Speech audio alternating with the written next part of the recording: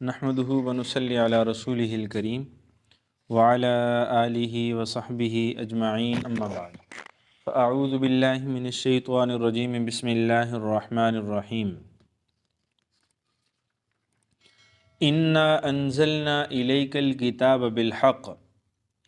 بلا شبہ ہم نے نازل کی ہے آپ کی طرف یہ کتاب حق کے ساتھ، لتحکم بین الناس، تاکہ آپ اس کے ذریعے سے لوگوں کے درمیان فیصلہ کریں، بما اراک اللہ، اس چیز کے مطابق جو اللہ نے آپ کو سمجھایا ہے، اس چیز کے مطابق جس کو اللہ نے آپ کو سمجھایا ہے۔ ویسے ارا یرا کا معنی ہوتا ہے دیکھنا،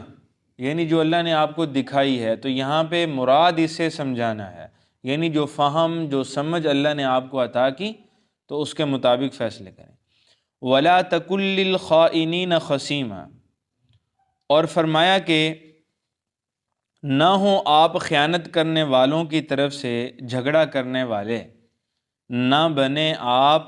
خائن لوگوں کی طرف سے جھگڑا کرنے والے۔ وَاسْتَغْفِرِ اللَّهَ، بس آپ اللہ تعالیٰ سے بخشش مانگیں، ان اللہ کان غفور الرحیم، بلا شبہ اللہ تعالیٰ بخشش کرنے والے مہربان ہیں۔ ولا تجادل عن الذین یختانون انفسہم، جادل یجادل مجادلتاً کا معنی بھی ہوتا ہے جھگڑا کرنا، بحث و مباحثہ کرنا، کسی سے تکرار کرنا۔ فرمایا کہ لا تجادل، آپ جھگڑا نہ کریں، عن الذین، ان لوگوں کی طرف سے، یختانون انفسہم، جنہوں نے اپنی جانوں سے خیانت کی ہے، جنہوں نے اپنی جانوں سے۔ ان اللہ لا یحب من کان خوانا اثیما، بلا شبہ اللہ تعالی خوانن، خیانت کرنے والے، اثیمن، اور گناہ گار سے محبت نہیں فرماتے، ان کو پسند نہ خائن کو پسند فرماتے ہیں نہ گناہ گار کو پسند فرماتے۔ یستخفون من الناس، فرمایا کہ یہ لوگ چھپتے ہیں، یہ لوگ چھپتے ہیں، من الناس، کن سے؟ لوگوں سے۔ یہ کن سے چھپتے ہیں؟ لوگوں سے تو چھپتے ہیں۔ ولا یستخفون من اللہ، لیکن یہ اللہ سے نہیں چھپ سکتے۔ وہو معہم، اور وہ اللہ ان کے ساتھ ہوتے ہیں، اذ یبیتون،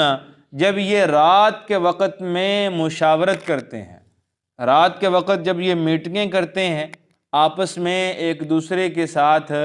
اسلام کے خلاف پروپیگنڈا کرتے ہیں، تو اللہ اس وقت بھی ان کے ساتھ ہوتے ہیں۔ وَهُوَ مَعَهُمْ اِذْ يُبَيِّتُونَ، اور جب یہ رات کے وقت مشورہ کرتے ہیں تو اللہ ان کے ساتھ ہوتے ہیں۔ تو فرمایا مَا لَا يَرْضَى مِنَ الْقَوْلِ، اور اللہ تعالیٰ ان کی اس بات کو پسند نہیں فرماتے، یا اللہ تعالیٰ کو ان کی یہ بات پسند نہیں ہے، اللہ کو ان کی یہ بات پسند نہیں ہے۔ اور فرمایا کہ وَكَانَ اللَّهُ بِمَا يَعْمَلُونَ مُحِيطًا، اور جو کچھ بھی یہ کرتے ہیں اللہ تعالیٰ اس کا احاطہ کرنے والے ہیں، اللہ اس کا گھیراؤ کرنے والے ہیں۔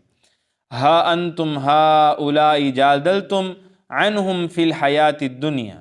ہاں سنو اے لوگو، تم جھگڑتے ہو ان کی طرف سے دنیا کی زندگی میں،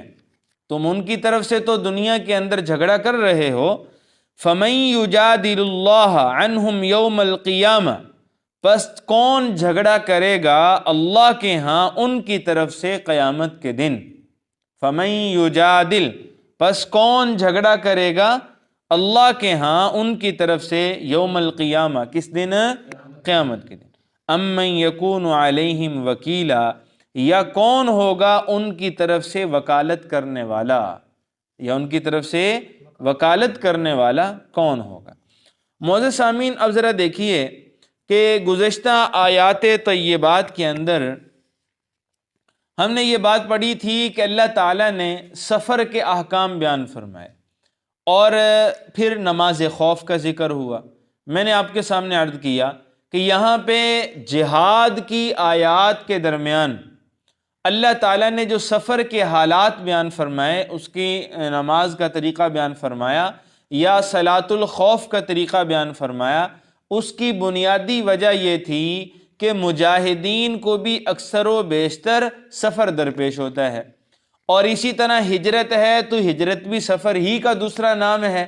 تو اللہ تعالیٰ نے پھر اس مسئلے کو حل کرنے کے لیے گویا کہ نماز کا مفصل قصہ یہاں پہ ان کے حال احوال بیان فرمائے۔ اب معزز سامعین، یہ جو آیات طیبات اب ہمارے سامنے ہیں، ان آیات طیبات میں جو ہے وہ منافقین کی مذمت ہے، اور وہ نفاق کرنے والے جو کہ خیانت بھی کرتے ہیں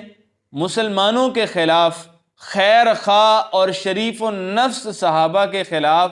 اور عام مسلمانوں کے خلاف جو پروپیگنڈا کرنے والے ہیں، سازشیں کرنے والے ہیں، یا ان کو بدنام کرنے کی کوشش کرنے والے ہیں، تو اللہ تعالیٰ نے ان کا یہاں پہ پردہ بھی چاک کیا ہے، اور پھر اللہ تعالیٰ نے ان کی مذمت بھی بیان فرمائی ہے۔ بلکہ نہ صرف یہ کہ ان کی مذمت، ان کا ساتھ دینے والے اور ان کے کیس اور مقدمے کو رسول اللہ صلی اللہ علیہ وسلم کے سامنے لڑنے والے، اللہ نے ان کی بھی مذمت بیان فرمائی۔ معزز سامعین، اصل میں یہ جو آیات کا شان نزول ہے، اس کے پس منظر میں ایک بڑا عجیب واقعہ رونما ہوا تھا، جس کی وجہ سے اللہ تعالیٰ نے ان آیات مبارکہ کو نازل فرمایا۔ بلکہ اس سے آگے بھی یہ سلسلہ چل رہا ہے، تو اس میں جو بنیاد بنی تھی وہ یہ واقعہ بنا تھا۔ اور وہ واقعہ کیا ہے کہ ترمذی شریف کی جو ہے وہ ایک روایت ہے، مستدر حاکم کے اندر اور حدیث کی اور بھی بہت سی کتابوں کے اندر یہ واقعہ مذکور ہے کہ 4 ہجری کے اندر ایک مدینہ کے اندر خاندان تھا، بنو ابیرق۔ اس کے 3 افراد تھے، 3 اصل میں بھائی تھے جو اس خاندان کے مرکزی جو ہے وہ لوگ تھے۔ ایک کا نام تھا بشر، ایک کا نام تھا بشیر، اور ایک کا نام تھا مبشر۔ ان میں سے جو بشیر تھا اس کو طعمہ بھی کہا جاتا تھا۔ یہ جو بشیر تھا یہ دراصل جو ہے وہ اسلام کے لبادے کے اندر منافق تھا۔ اوپر سے اس نے اسلام قبول کیا ہوا تھا لیکن اندر اس کے نفاق تھا۔ تو جب یہ جو ہے وہ اس کے سینے میں، دل میں ایمان تو تھا نہیں، اب یہ رسول اللہ صلی اللہ تعالی علیہ وسلم، صحابہ کرام اور اسلام کے بارے میں ہجو کے اشعار کہا کرتا تھا، گستاخانہ اشعار کہا کرتا تھا، اس لیے کہ یہ شاعر بھی تھا۔ لیکن چونکہ اوپر سے اسلام قبول کیا ہوا تھا، اس لیے اشعار کی نسبت کسی اور کی طرف کر دیا کرتا تھا، اپنا نام صیغہ راز میں رکھتا تھا۔ یعنی ایک شعر بنایا اور پھر اس کے بعد کسی کی طرف منسوب کر دیا کہ یہ شعر تو اس نے کہا ہے، اپنا نام جو ہے وہ چھپا لیتا تھا۔ صحابہ کرام رضی اللہ عنہم اجمعین کے اندر جو ہے وہ 2 رائے تھی۔ بعض کہتے تھے کہ اشعار کسی اور کے ہوتے ہیں لیکن نشر یہ کرتا تھا، لیکن بعض صحابہ کہتے ہیں نہیں، یہ کسی اور کے اشعار نشر نہیں کرتا تھا بلکہ شعر بھی اس کے اپنے ہی ہوتے تھے، اور نشر بھی خود ہی کیا کرتا تھا لیکن اپنا نام چھپا لیا کرتا تھا، اور ظاہر یہ کرواتا تھا کہ یہ اشعار میرے نہیں ہیں بلکہ کسی اور کے ہیں۔ اب معزز سامعین، واقعہ کچھ یوں ہوا کہ ایک صحابی تھے مدینہ المنورہ میں، حضرت رفاعہ ابن زید رضی اللہ تعالیٰ عنہ، بڑے مخلص صحابہ میں سے ہیں۔ تو ایک یہ تھے اور ایک ان کا بھتیجا تھا۔ تو حضرت رفاعہ ابن زید جو تھے یہ امیر خاندان سے تعلق رکھتے تھے، یہ مالی طور پہ بڑا اللہ تعالیٰ نے ان کو آسودہ کیا ہوا تھا، بڑے خوشحال تھے۔ اس دور کے اندر گندم کا آٹا یہ مدینہ المنورہ میں نہیں ہوتا تھا، یہ شام کی طرف، یمن کی طرف گندم ہوتی تھی تھوڑی بہت، اور یہاں سے جو تجارتی قافلے جاتے تھے تو یہ وہاں سے خرید کر پھر یہاں پہ لے آتے تھے، اور ہر کسی کے بس میں بھی نہیں ہوتا تھا گندم کا آٹا خریدنا۔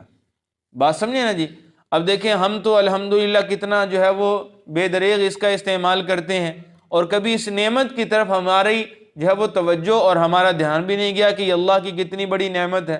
اس دور میں مدینہ میں گندم کا آٹا نہیں ہوتا تھا، وہ کھجور، ستو، اس طرح کی چیزوں پہ گزر بسر کیا کرتے تھے، اور اگر کسی کے پاس ہوتا بھی تھا تو اس کے مالدار ہونے کی علامت ہوتی تھی، وگرنہ عام گھروں کے اندر یہ آٹا نہیں تھا، اور جنہوں نے رکھا ہوتا تھا تو انہوں نے بھی مہمانوں کے آنے جانے کے لیے رکھا ہوتا تھا۔ جیسے ہم کسی مہمان کے آنے پہ بہت اعلیٰ قسم کی ڈشیں تیار کرتے ہیں تاکہ جو ہے ان کی خاطر تواضع میں کوئی کمی اور کسر نہ رہے، تو اس دور میں گندم کی روٹی کو بطور مہمان نوازی کے پیش کیا جاتا تھا۔ تو بہرحال حضرت رفاع ابن زید رضی اللہ تعالیٰ ان کے ہاں گندم کے آٹے کی ایک بوری تھی، اور جس کمرے کے اندر وہ بوری تھی وہاں پہ تھوڑا اسلحہ بھی تھا، ہتھیار وغیرہ بھی تھے، وہ بھی جو ہے وہ اس کے ساتھ رکھے ہوئے تھے۔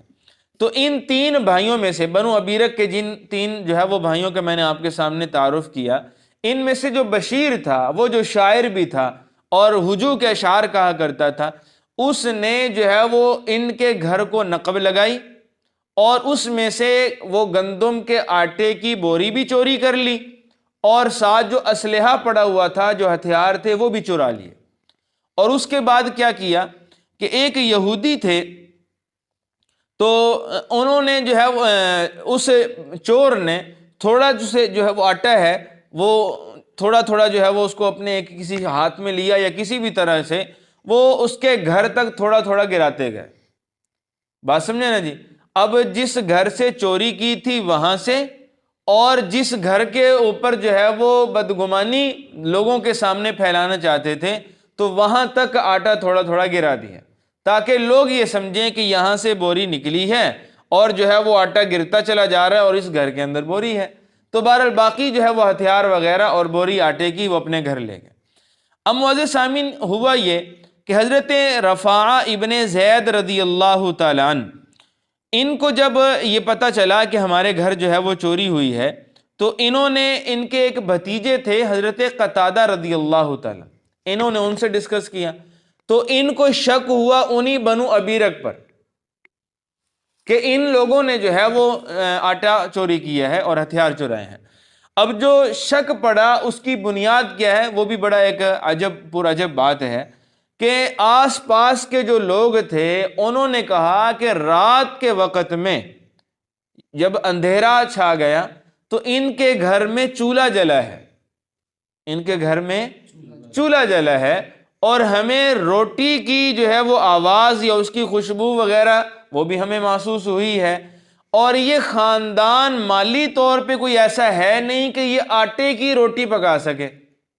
تو ہمیں شک یہ ہے کہ آپ کا جو آٹا تھا وہ انہوں نے چوری کیا ہے، اور آپ کے جو ہتھیار ہیں وہ بھی انہوں نے چوری کیے۔ اب حضرت رفاع ابن زید ہوں یا ان کے بھتیجے حضرت قتادہ ہوں، اب ان کے ساتھ اور بھی جو لوگ تھے ان کا سارا شک جو ہے وہ بنو ابیرک پر تھا۔ اب جب بنو ابیرک کو پتہ چلا اس خاندان کو کہ ہم پہ چوری کا الزام آ رہا ہے، حالانکہ حقیقت میں یہ چور بھی تھے، تو انہوں نے جو ہے وہ شور مچایا کہ یہ بات ہمارے اوپر کیوں آ رہی ہے۔ تو انہوں نے ایک صحابی تھے حضرت لبید ابن سہیل رضی اللہ تعالیٰ، اس پہ جو ان پہ چوری کا الزام لگا دیا۔ حضرت لبید رضی اللہ تعالیٰ کو جب پتہ چلا تو انہوں نے تلوار نکال لی اور انہوں نے کہا کہ جب تک اس بات کا فیصلہ نہیں ہو جاتا کہ چور کون ہے، میں اپنی تلوار کو نیام میں نہیں ڈالوں گا، اور چور کا فیصلہ میری تلوار کرے گی۔ تو وہ بہت بپھر گئے۔ تو اس کے بعد انہوں نے کہا بھئی جو ہے وہ ہم آپ سے معذرت کرتے ہیں، ہم تو ویسے ایک غلط فہمی میں ہم آپ کا نام لے بیٹھے، نام ہم کسی اور کا لینا چاہتے تھے، تو بہرحال ان سے معذرت کر لی۔ تو اس کے بعد انہوں نے ایک یہودی، وہ جن تک انہوں نے آٹے کی لائن بچھائی تھی، ان کا نام لے دیا کہ انہوں نے جو ہے وہ چوری کی ہے۔ اب معزز سامعین، اب وہ جو یہودی تھے ان کے اوپر سب کو شک ہونے لگا۔ اب یہ جو خاندان تھا بنو ابیرک کا، بشر، بشیر اور مبشر، یہ تینوں بھائی،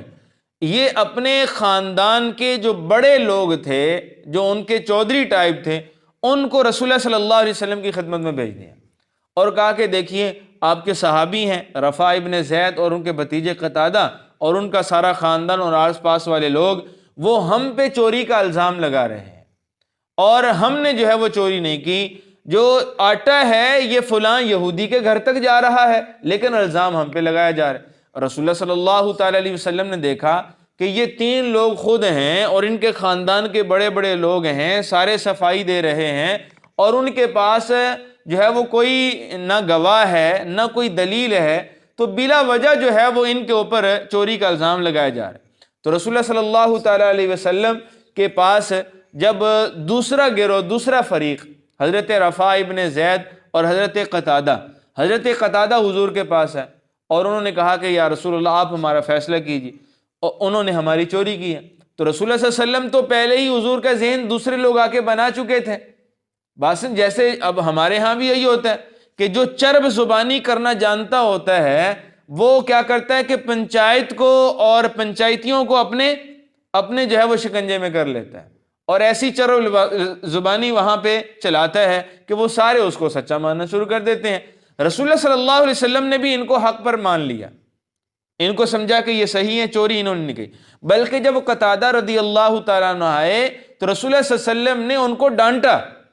فرمایا کہ تمہارے پاس دلیل ہی کیا ہے، تم شریف لوگوں کے اوپر جو ہے وہ تہمت اور بہتان باندھ رہے ہو۔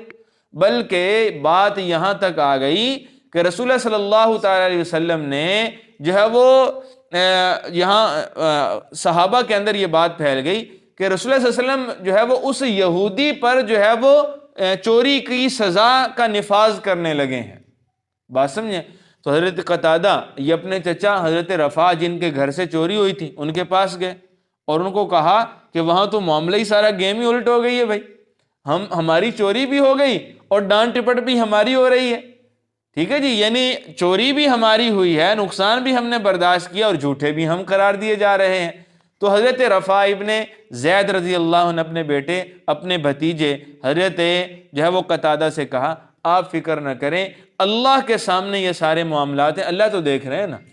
کہ جو بھی ہو رہا ہے۔ تو بہرحال اس پر معزز سامعین پھر یہ 2 رکوع اللہ تعالیٰ نے ان کی صفائی کے اندر نازل فرمایا، بات سمجھے نا جی، اور پھر اس طریقے سے معاملہ اللہ تعالیٰ نے کھولا کہ یہ خود چور ہیں۔ اچھا پھر ہوا کیا کہ وہ جو یہودی تھے جن کے اوپر الزام تھا تو انہوں نے کہا کہ تلاشی لی جائے، میں تلاشی دینے کے لیے تیار ہوں۔ تو جب تلاشی لی گئی تو ان کے گھر سے کچھ نہیں نکلا، اور جب بنو ابیرہ کے خاندان کی تلاشی لی گئی تو بشیر وہی جو شاعر بھی تھا اس کے گھر سے آٹا نکلا، بات سمجھے نا جی۔ تو اس کے بعد انہوں نے کیا کہا کہ یہ تو فلاں آدمی نے میرے پاس یہودی کا نام لیا کہ یہ میرے پاس اس نے امانت رکھوائی ہے، اسی یہودی کا نام لے لیا کہ اس نے کیا کیا ہے میرے پاس امانت۔ آپ دیکھیں کہ کتنے چرب زبان جو ہوتے ہیں وہ کتنے شاطر ہوتے ہیں کہ وہ کسی بھی موقع پہ اپنے پاؤں پہ پانی نہیں آنے دیتے، بات سمجھے نا۔ تو بہرحال معزز سامعین تو اس وقت فیصلہ یہ کیا گیا کہ جس کے گھر سے یہ چوری شدہ مال مسروقہ برآمد ہوا ہے وہی چور ہے، اور ادھر اللہ تعالیٰ نے آیات بھی نازل کر دی۔ اب جب رسول اللہ صلی اللہ علیہ وسلم نے ان پر جو ہے وہ چور کی سزا نافذ کرنے کا فیصلہ کیا، یہ اندر سے تو پہلے ہی منافق تھا، مسلمان تو تھا ہی نہیں، اس لیے کہ صحابہ کے خلاف، اسلام کے خلاف اشعار کہا کرتا تھا۔ یہ پھر مدینہ سے بھاگ گیا اور یہ مکہ میں چلا گیا، مشرکین مکہ کے پاس، وہاں پہ ایک عورت تھی اس کے پاس اس نے رہنا شروع کر دیا۔ تو باہر ادھر حضرت حسان بن ثابت رضی اللہ تعالیٰ عنہ یہ بھی شاعر رسول تھے، انہوں نے اس کے تمام اشعار کا جواب بھی لکھا اور پھر اس پر جو ہے وہ طعن بھی کیا کہ یہاں سے بھاگا ہے اور مکہ کی ایک عورت نے اس کو پناہ دے رکھی ہے اور ان کا کوئی جائز جو ہے وہ اس سے پہلے سمت اور اس سے پہلے کوئی رشتہ اور تعلق بھی نہیں ہے، یعنی ناجائز وہاں پہ رہ رہا ہے۔ اب جب عورت کو پتہ چلا کہ اب تو میرا ذکر جو ہے وہ اشعار میں آ رہا ہے اور اشعار میں میری بھی ساتھ مذمت ہو رہی ہے، تو اس نے اپنے گھر سے بھی اس کو بھگا دیا۔ اب بالآخر اس کا انجام یہ ہوا کہ ایک گھر کی نقب لگاتے ہوئے، چوری کرتے ہوئے جب دیوار کے اندر اس نے جو ہے وہ قدغن لگائی تو وہی دیوار اس کے اوپر گری اور وہیں پہ اس کا انتقال ہو گیا، بات سمجھیں۔ اب یہ واقعہ جو ہے ان آیات مبارکہ کا شان نزول کا سبب ہے کہ اللہ تعالیٰ نے یہاں پہ منافقین کا پردہ کیا کیا ہے، چاک کیا ہے، اور رسول اللہ صلی اللہ علیہ وسلم سمیت وہ صحابہ جو بنو ابیرہ خاندان کی طرف سے سفارشی بن کر حضور کی خدمت میں آئے تھے، اللہ تعالیٰ نے حضور کو بھی اور ایسے لوگوں کو بھی ان کی مذمت بیان فرمائی، ان کو ڈانٹ ڈپٹ جو ہے وہ پلائی ہے کہ آپ معاملہ آگے چلانے سے پہلے اس کی تحقیق کر لیا کریں۔ تو یہ آج تک حکم باقی ہے، یہ ہمارے لیے بھی حکم ہے کہ ہم جب کسی آدمی کی کوئی بات کسی کے سامنے لے کر جا رہے ہیں، کسی ثالث کے پاس، کسی منصف کے پاس، کسی عدالت کے اندر، ہمیں پہلے تحقیق کرنے کا حکم ہے۔ بھئی دیکھ لیں کہ جس کی بات تم لے کے جا رہے ہو وہ حق پر بھی ہے یا نہیں، اور اس کا بہت اچھا طریقہ یہ ہے کہ جانے سے پہلے دونوں فریقوں کی بات سن لی جائے۔ جب آپ دونوں فریقوں کی بات سن لیں گے تو انشاءاللہ العزیز معاملہ وہاں پہ صاف ہو جائے گا۔ بات سمجھے نا جی؟ یہ گزشتہ دنوں جو ہے وہ میرے سامنے بھی ایک اسی طرح کی بات آئی، تو ایک آدمی نے جو ہے وہ میرے گھر گیا، اس نے پورے کاغذات اور اس طریقے سے جو ہے وہ مجھے ایسے بریف کیا، میں نے کہا یہ واقعی جو ہے وہ ہمارے علاقے کے اندر مظلوم تو صرف یہ آدمی ہے۔ بات سمجھے نا جی؟ اب میں نے جو ہے وہ ذہن بنا لیا کہ جس آدمی کے بارے میں یہ بات کر رہا ہے اس کے پاس جانا چاہیے یا لوگوں کو بھیجنا چاہیے۔ تو بہرحال جس کا اس نے نام لیا تھا، میں نے پہلے کیا کیا کہ تنہائی میں ذرا اس سے بات کر لی، تو اس کے بعد جو ہے وہ انہوں نے وہ کچھ جو ہے وہ بیان کیا، اور پھر لوگوں نے ان کے بیانات کی تصدیق بھی کی، تو جو نتیجہ یہ نکلا کہ جو آدمی پہلے آیا تھا وہ اپنی بات میں جو ہے وہ صداقت نہیں رکھتا تھا۔ بات سمجھے نا جی؟ اس لیے جب بھی کسی معاملے میں آپ کسی کا ساتھ دینے جا رہے ہیں تو دونوں فریقوں کی بات سنیں، اس کے بعد آپ فیصلہ کریں کہ اب مجھے اس کی بات آگے لے کر جانی چاہیے یا نہیں جانی چاہیے۔ یہ بہت پتے کی بات میں آپ کے سامنے عرض کر رہا ہوں، اور یہ اللہ تعالیٰ کا حکم ہے، یہ قرآن پاک کا حکم ہے۔ بات سمجھے نہیں؟ اب ذرا دیکھیے، اللہ تعالیٰ نے فرمایا اِنَّا أَنزَلْنَا إِلَيْكَ الْكِتَابَ بِالْحَقِّ۔ بات اللہ نے کہاں سے شروع فرمائی؟ قرآن کی کلام کی حقانیت سے، کہ ہم نے جو کتاب، جو آیتیں، جو باتیں آپ کی طرف نازل کی ہیں، یہ کتاب ایسی ہے جو حق پر مبنی ہے، اس کی صداقت کے اندر کوئی شک شبہ، ذالک الکتاب لا ریب فیہ، کوئی شک اس کے اندر نہیں ہے۔ فرمایا لتحکم بین الناس بما اراک اللہ، ہم نے یہ کتاب حق کے ساتھ اس لیے آپ کی طرف اتاری ہے کہ آپ جو اس سے سمجھیں، جو اس کتاب سے اخذ کریں، آپ لوگوں کے درمیان اس کے مطابق فیصلہ کریں، لوگوں کے درمیان اس کے مطابق فیصلہ کریں۔ وَلَا تَكُنْ لِلْخَائِنِينَ خَصِيمًا، اور آپ خیانت کرنے والے، خائنین یہ خیانت کرنے والوں کی جمع ہے، آپ خیانت کرنے والوں کی طرف سے کبھی بھی جھگڑا نہ کریں۔ اب چونکہ رسول اللہ صلی اللہ علیہ وسلم نے حضرت قتادہ کو ڈانٹا تھا نا جی، اب اللہ تعالیٰ نے یہاں پہ حضور کو بھی جو ہے وہ یہاں پہ ہلکے سے انداز میں ڈانٹ پلائی ہے کہ آپ خائن لوگوں کی طرف سے جھگڑا نہ کریں۔ اب ذرا دیکھیے آگے کیا حکم ہے، وَاسْتَغْفِرِ اللَّهِ، آپ کو چاہیے کہ اللہ سے بخشش مانگیں۔ یہ جو آپ نے کیا ہے، یعنی خائن لوگوں کی طرف سے جو چند جملے آپ کی زبان سے نکلے، تو اللہ تعالیٰ کیا فرما رہے ہیں کہ آپ کو چاہیے کہ آپ کیا کریں، اللہ سے بخشش مانگیں۔ اب یہ میرے اور آپ کے لیے بھی حکم ہے کہ جب ہم بھی کوئی ایسی غلطی کر بیٹھیں، چاہے انجانے میں ہی کیوں نہ ہو، تو اس پر بھی توبہ اور استغفار کرنے کی ضرورت ہے۔ اللہ کا حکم یہ ہے، ہم یہ نہ سمجھیں کہ بھائی مجھے کیا پتا تھا، میں تو لا علم تھا، مجھے جو ہے وہ اندازہ نہیں تھا، میں نے دوسروں کی بات نہیں سنی تھی، یہ تھا فلاں تھا۔ نہیں بھائی، آپ نے جب غلطی کر لی، چاہے اپنی جہالت لا علمی کی وجہ سے کی ہے، اب کیا چاہیے کہ کیا کریں، اللہ سے بخشش مانگیں۔ ان اللہ کان غفور الرحیم، جب غلط فہمی کی بنیاد پہ آپ سے کچھ ایسی غلطی ہو جائے گی تو اللہ فرماتے ہیں بلا شبہ اللہ تعالیٰ معاف کرنے والے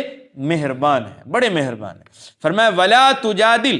آپ جھگڑا نہ کیجئے، عن الذین، ان لوگوں کی طرف سے، یختانون انفسہم، جنہوں نے اپنی جانوں کے ساتھ خیانت کی ہے۔ تو دراصل خیانت وہ جو ہے وہ مسلمانوں کے ساتھ نہیں کر رہے تھے، اللہ کے ساتھ خیانت نہیں کر رہے تھے، بلکہ اپنے آپ سے خیانت کر رہے تھے۔ اور دیکھیے پھر بالآخر نتیجہ کیا نکلا کہ حالت کفر میں مرا ہے، بات سمجھے نا جی، اور پھر چوری کرتے ہوئے مرا ہے۔ تو انجام کے اعتبار سے گویا کہ انہوں نے اپنی جانوں کے ساتھ خیانت کی ہے۔ تو فرمایا ان اللہ لا يحب من کان خوانا نسیما، کہ بلا شبہ اللہ تعالیٰ خیانت کرنے والے گناہ گار کو پسند نہیں کرتے، نہ خیانت کرنے والے کو پسند فرماتے ہیں اور نہ ہی گناہ گار کو۔ ٹھیک ہے جی، اب گناہ گار جو ہے وہ تمام گناہ کرنے والا گناہ گاری کہلاتا ہے، چاہے چھوٹا گناہ ہو، چاہے بڑا ہو، چاہے ایک دفعہ کیا ہو، یا جو ہے وہ کسی گناہ پر بار بار اصرار کر رہا ہو۔ تو بہرحال اب دیکھیے فرمایا یستخفون من الناس، وہ بات کو لوگوں سے چھپاتے ہیں، ولا یستخفون من اللہ، لیکن وہ اللہ سے نہیں چھپا سکتے، وہ اللہ سے نہیں چھپا۔ وَهُوَ مَعَهُمْ إِذْ يُبَيِّتُونَ، اور اللہ اس وقت بھی ان کے ساتھ ہوتا تھا جب یہ رات کے وقت میں سازشیں کیا کرتے تھے، یعنی جب یہ پروگرام کر رہے ہوتے تھے نا، اب کس کا نام لینا ہے، کیسے جو ہے وہ کسی کو پھنسانا ہے، اپنی صفائی میں کیا کہنا ہے، اللہ فرما رہے ہیں کہ ہم اس وقت بھی ان کے ساتھ تھے۔ اور فرمایا ما لا یرضی من القول، کہ جو انہوں نے کہا، ٹھیک ہے، یا جو یہ بات کر رہے تھے، جو مشورہ کرتے تھے اس بات کا جو اللہ تعالیٰ کو پسند نہیں ہے، یعنی ایسی بات مشورے میں یہ کر رہے ہوتے تھے کہ جو بات اللہ کو پسند، اللہ کو وہ بات بالکل پسند نہیں تھی۔ وَكَانَ اللَّهُ بِمَا يَعْمَلُونَ مُحِيطًا، اور اللہ تعالیٰ ان کے ہر عمل کا احاطہ کرنے والا ہے۔ بھئی ہمارا کوئی بھی عمل اللہ کے علم سے باہر، ہاں ہر چیز اللہ کے احاطے میں، ہمارا ہر عمل، ہمارا ہر قول۔ اگر ہم صرف ایک یہی جملہ، صرف ایک یہ جملہ اپنے پلے باندھ لیں اور اس کو ہم اپنے دل کے اندر جگہ دے دیں اور جو ہے وہ اسی کو مستحضر رکھیں کہ میری کوئی بات، میرا کوئی اشارہ، میرا کوئی خیال، میرا کوئی عمل، میرا کوئی فعل، میرا کوئی قول وہ اللہ کے احاطے علم سے باہر نہیں ہے، تو زندگی کی کروٹ اور درست کرنے کے لیے، زندگی کا دھارا درست کرنے کے لیے اور زندگی میں ایک انقلاب پیدا کر دینے کے لیے یہی ایک جملہ کافی ہو سکتا ہے۔ بات سمجھے نا جی؟ تو فرمایا ہا انتم ہؤلاء جادلتم عنہم فی الحیات الدنیا، کہ ہاں سنو اے لوگوں، تم جھگڑتے ہو ان کی طرف سے دنیا کے اندر، تم ان کی طرف سے تو دنیا کے اندر کیا کرتے ہو، یعنی بحث و مباحثہ کرتے ہو۔ اب یہ کیا ہے کہ اب چونکہ جب یہ واقع ہوا نا تو بہت یہ معروف ہو گیا، اب جو ہے وہ حضور کے پاس ان کا قافلہ آ رہا ہے، کبھی ان کی پنچایت آ رہی، کبھی ان کی پنچایت آ رہی ہے، تو اس طرح جو ہے وہ معاملہ بہت جو ہے وہ الجھا دیا گیا۔ اس لیے جو ہے وہ اللہ تعالیٰ نے یہاں پہ فرمایا ہا انتم ہؤلاء جادلتم عنہم فی الحیات الدنیا، لوگوں سنو تم جھگڑتے ہو ان کی طرف سے دنیا کی زندگی کے اندر، فمن یجادل اللہ عنہم یوم القیامۃ ام من یکون علیہم وکیلا، فرمایا کہ اللہ تعالیٰ کے سامنے ان کی طرف سے قیامت کے دن کون جھگڑا کرے گا، اللہ کے سامنے کون ہوگا جو خیانت کرنے والوں کی طرف سے وکیل بنے، فرمایا یا کون ہوگا جو ان کی طرف سے وکالت کرے۔ تو بہرحال معزز سامعین، اس دن کسی کو جرأت کوئی حق کے خلاف یا صحیح بات سے ہٹ کر کوئی ایک بات بھی نہیں کر سکے گا۔ وہاں پہ جو آدمی جو بات بھی کہے گا وہ بالکل درست بات کہے گا، ٹھیک ہے نا جی۔ سورہ نبا کے اندر بھی اللہ تعالیٰ ارشاد فرماتے ہیں فمن شاء اتخذ الى ربه مآبا انا انذرناكم عذابا قریبا یوم ينظر المرء ما قدمت یداه ويقول الكافر، اور اس سے پیچھے فرمایا لا يملكون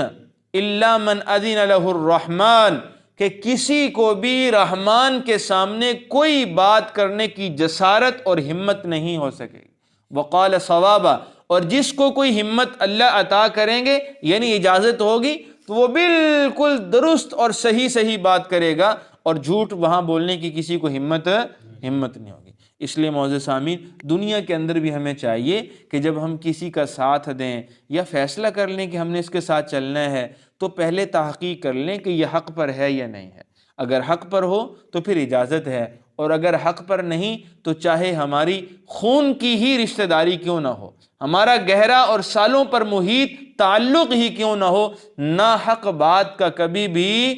ساتھ نہیں دینا چاہیے۔ اس لیے کہ اللہ تعالیٰ خود قرآن حکیم میں ارشاد فرماتے ہیں لوگوں تمہیں چاہیے کہ تم تقوی اور نیک کاموں میں ایک دوسرے کی معاونت کیا کرو، برائی کے کاموں میں ایک دوسرے کا تعاون ولا تعاونوا علی البر والتقوی ولا تعاونوا علی الاثم والعدوان وتعاونوا علی البر والتقوی ولا تعاونوا علی الاثم والعدوان، تم جو ہے وہ گناہ اور جو ہے وہ جہالت، عداوت، اس پر کسی کے ساتھ کوئی تعاون نہ کیا کرو۔ بات سمجھیں؟ تو ہمیں ایک دوسرے کا ساتھ دینا ہے، تعاون کرنا ہے، تو کس چیز کو سامنے رکھ کر؟ حق کو سامنے رکھتے ہوئے ایک دوسرے کے ساتھ دینے کی کوشش کرنی ہے۔ اللہ سے دعا ہے کہ اللہ تعالی ہمارا بیٹھنا قبول فرمائے۔